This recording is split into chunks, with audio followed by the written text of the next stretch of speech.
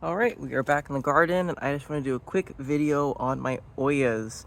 If you don't know, these are clay pots you bury in the ground, you fill with water, and they will slowly sweat out the water and give it to plants just like this one.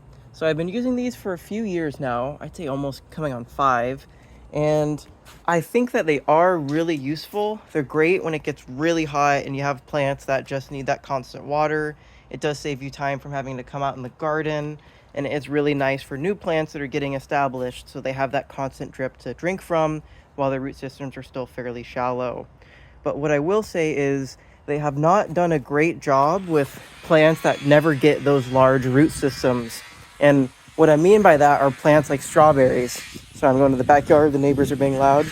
With plants like strawberries, I have noticed that their root systems never get quite deep enough to drink from these Ollas, and you can see even my potatoes sometimes struggle.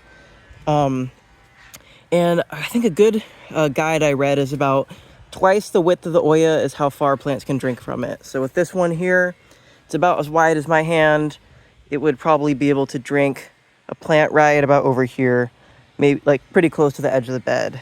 And I will say though, that with my tall raised beds, they're almost 2 feet tall, as you can see, about 1.5 feet, they do get kind of dry in the edges. And I think that's why some of these potatoes like this one are really doing so poorly despite being in the shade. I do mostly overhand water these days. The Ollas are really handy for if I'm going out of town. Again, I have younger plants where I can plant them close to it and they get that constant drip of water. That does work really well. But I just found for overhead watering, it seems to go by faster. I used to take about an hour to fill up all these in my garden, and the plants wouldn't really be able to drink from it unless they're already mature and somewhat drought tolerant like tomatoes. So I just overhand water, use these on occasion to baby certain plants or if I'm going out of town.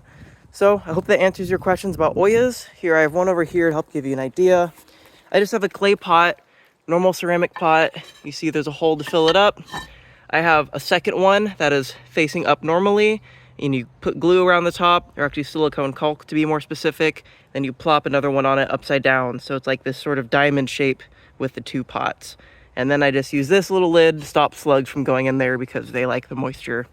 Hope that answers your questions. If you have any thoughts about Ollas or if you have any questions for me, I'll try to respond to them all.